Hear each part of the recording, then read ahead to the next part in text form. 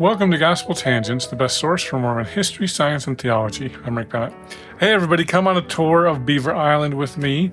I went out to Michigan this week, to Lake Michigan and Beaver Island to see all the James Strang sites that are there and learn more about James Strang. So come along with me. Hey, everybody, just landed at the Gerald R. Ford Airport in Grand Rapids, Michigan. As you can see behind me, obviously the lip sync's off because my mic wasn't working. But at any rate, I'm on my way from Grand Rapids up to Charlevoix, Michigan. This is an expensive trip because, I don't know, the rental cars were really expensive and I had to take an Uber to get the rental car. And I'll have to take one on the way back, and I'm taking a ferry. And so anyway, I'm here in Michigan. It's middle of July 14th, I think. So you can kind of see the things behind me there. I was realizing, I don't know how sometimes we don't always remember everything we want to say when we're talking, especially when we're driving. But so just thought I would give a little brief background on how Beaver Island, Michigan fits in with the Strangite history. So Joseph Smith sent James Strang on a mission to Wisconsin. James Strang was a recent convert of just a few months when Joseph sent him on a mission up to Wisconsin. They were getting lumber and things. And so Joseph was killed June 27th, 1844. And James Strang claims that the angel Moroni appeared to him and ordained him to be the next prophet. There's also a letter of appointment. I've had a few people ask me about that. I do know from past experience, if you ask about the authenticity of the letter of appointment with a Strangite, some of them get very irate. I probably should talk a little bit more about it anyway. So here's the story. Rosa helped me to look up the dates, but I believe it was June 18th. The letter is dated from Joseph Smith to James Strang. There's a postmark on June 19th in Nauvoo, Illinois. Not exactly certain whether the angel came before or after the letter. It was pretty close there. Joseph had previously sent James on a mission up to Wisconsin. And so James went up there. And anyway, whether the letter arrived or the angel arrived first, I'm not exactly sure, but they were pretty close together. So a lot of people have asked about the authenticity of the letter. Of course, Brigham Young, when he found out about the letter, he thought it was a forgery right off the bat. And there was a funny-looking postmark or something. And so Brigham, of course, claimed it was a forgery. And they found out that the stamp in Nauvoo had a piece of lint or something in there. And so all of the letters that were postmarked that day had the same funny-looking thing. So James Strang claimed that was actually a point of authenticity, that the letter was there. Now, Michael Quinn, if you watched my interview with Michael Quinn from several years ago, of course, Michael has passed away, but he said that the letter was written in block letters and that the signature of Joseph Smith didn't match. Of course, Joseph always used scribes, but he usually signed his signature, and so the signature does not appear to match.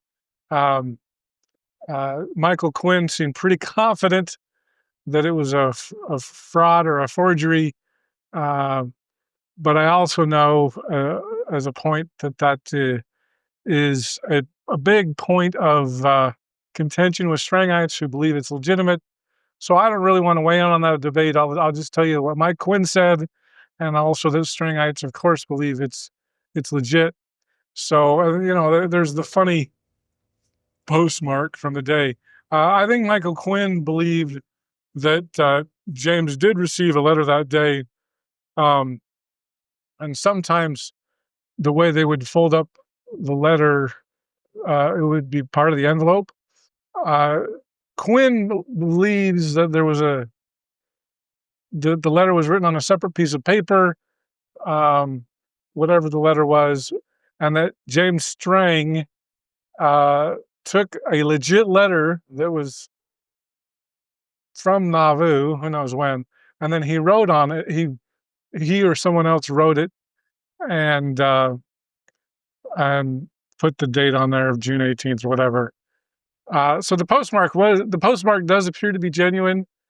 Um, whether you know whether the scribe wrote it for Joseph or not. I mean, the funny thing about it, I remember reading the letter several years ago, and it was just kind of vague. Like, you're going on a mission. It didn't say that James Strang was the new president of the church or anything.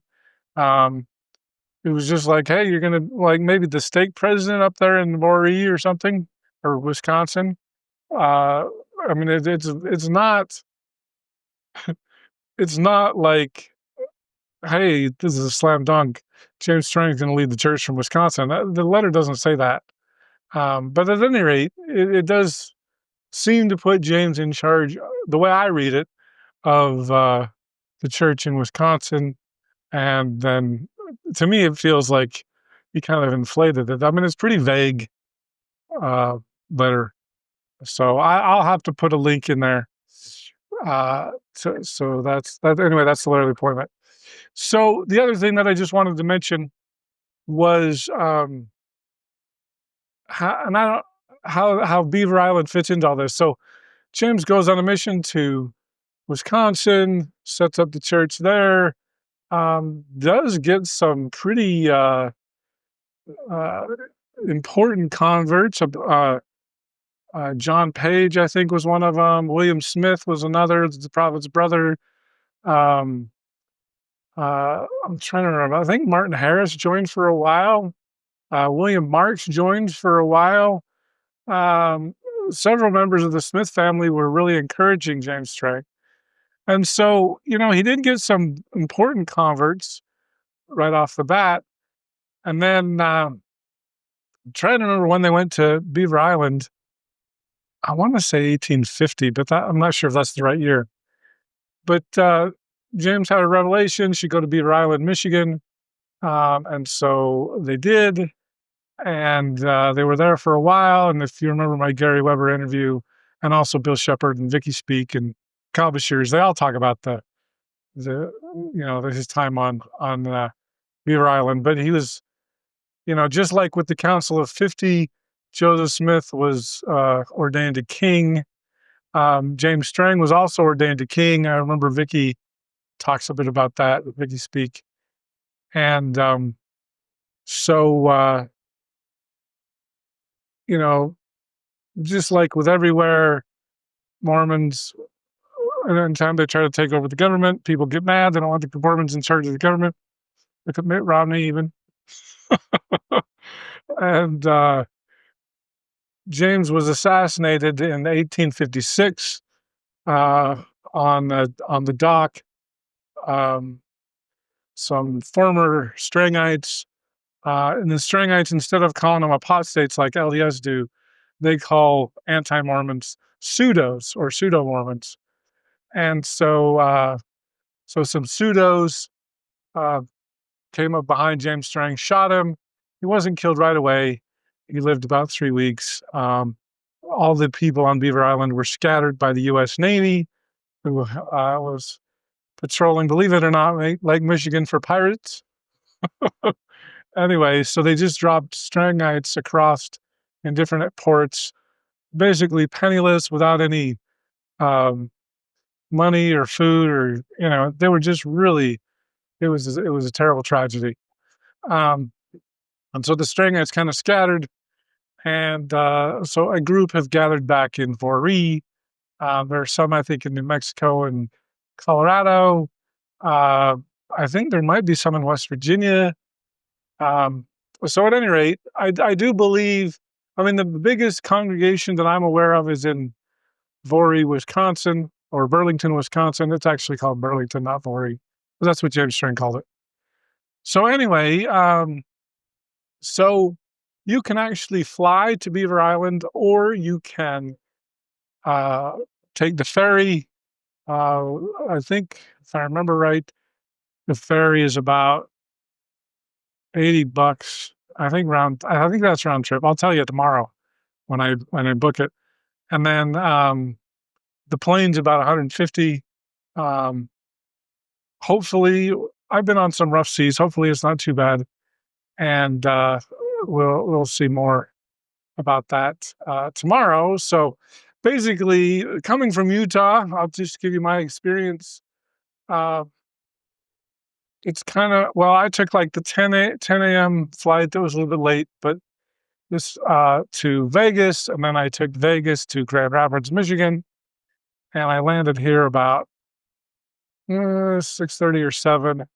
Took me a while to get to an Uber to my rental car, which I'm in now, and it's about a 3-hour drive from Grand Rapids to. Well, I'm not staying in Charlevoix because the hotels were really expensive.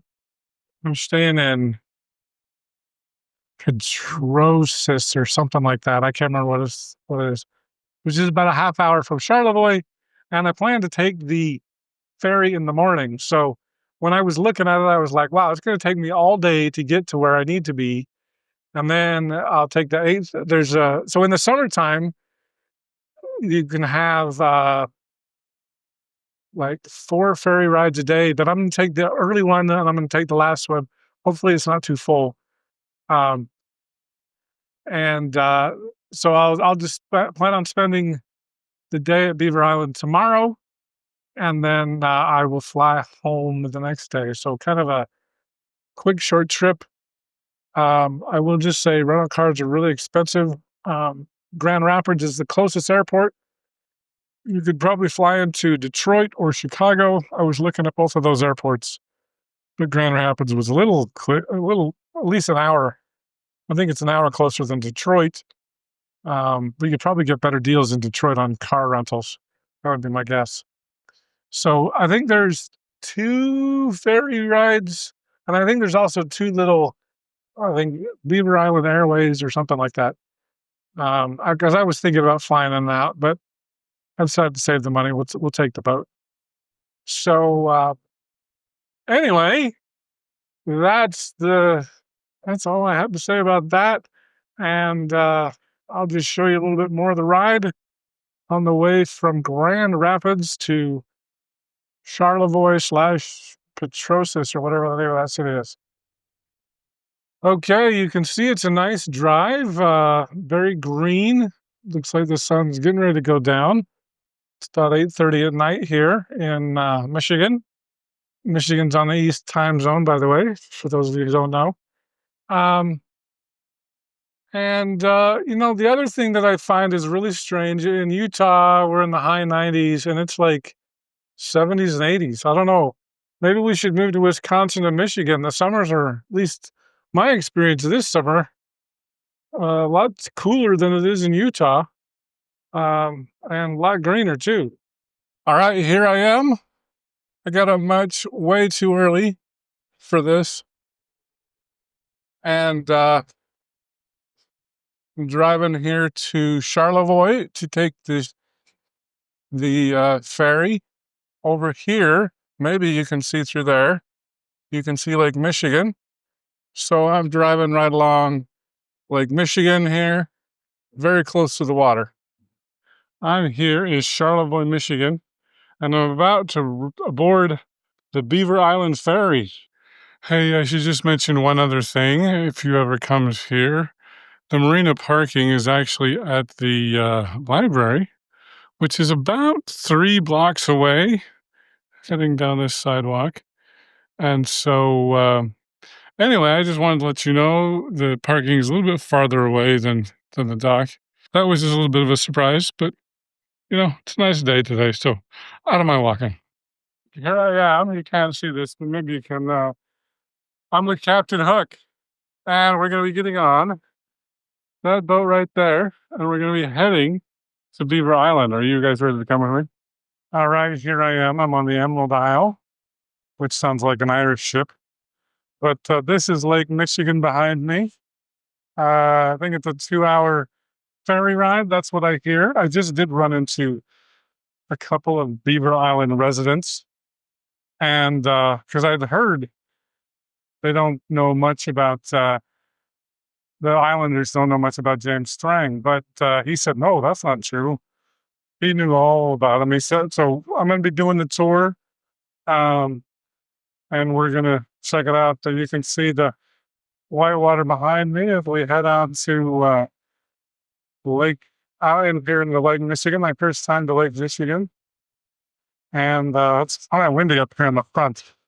So hopefully you can hear me okay. But I thought I would come out here and you can see what we have to look forward to out there. And here we go. I should also mention that it's important when you get here, it's $67 round trip. And I signed up for I joked that it was a 3-hour tour. It's only a 1.5-hour tour of the island. They said they will talk about James Strang. They've got a Strang hotel, apparently. As you can see, the seas are very smooth today. The people that I met said that sometimes the seas can be really rough. So I'm lucky. I got a good day. I have been on rough seas before, and they are not fun. But today, it's a good day. So anyway, apparently 542, according to my friend, live on the island. And so, as far as if you decide to come here, I was a little worried because, I'm a West Coast guy and, everything's 2 hours earlier. I couldn't sleep, went to bed late. When my alarm went off this morning, because it said you're supposed to be there an hour early, which probably a good idea. I wasn't quite an hour early, but and then it was pretty easy to get on the boat. It wasn't hard. Oh, there are 2 boats, by the way. We're on the big boat, which obviously is going to be a little bit smoother. But there's a smaller one, and the internet sucks on the boat. But anyway, so I got here and I was like, now where do I park? I bought my ticket, and then you park at the library like a block and a half away or so. And so you can park for the day or whatever. But yeah, you should get here. I mean, they started boarding about 8 a.m., a little after 8, I think it was. And if you want to bring a car, you can. That costs more. I heard you can rent golf carts on the island. Apparently it's 6 miles by 12 miles. So there will be a bus tour when we get off, and it'll take you along. We'll learn more about King James. All right, we're getting ready to land on Beaver Island, as you can see behind me, getting close. You can see the land there. And maybe I'll walk up here a little bit. So it looks like it'll be a lot of fun. Okay, here I am. I've landed at Beaver Island. And by the way, that ship there, if you can see, is called the Beaver Islander. Just got off the Emerald Isle. Feel like I'm in Ireland again. So hopefully there's a tour bus here. We'll find out what's going on. One of the interesting things about Beaver Island is, as you can see behind me, we've got the Emerald Isle Inn. And it reminded me, last year I went to Ireland, which is the Emerald Isle. And I was like, what is with all this Irish stuff here? I didn't realize that there were so many Irish immigrants here on Beaver Island. So that it's not a coincidence that this island, apparently it did remind some of the Irish of Ireland. And so there's definitely a big Irish influence here. I had a lot of fun going out to Beaver Island. In our next episode, I'm going to go on a van tour and learn more about Beaver Island and James Strang. It's quite a diverse history, and like with Strang and the Mormons there. It was how the boys doing follow. So he paid the price, and I don't know if it's fair or not. I only getting a 50-cent fine for shooting from the. So it was that night. The government wanted it, so they made it happen. Thanks for listening, and I hope you to continue to enjoy Gospel Tangents. Consider becoming a Patreon or go to gospeltangents.com/shop, and you can get a cool tie, a hat, or even a nice mug. You can also get a sweatshirt. So check it out at gospeltangents.com/shop.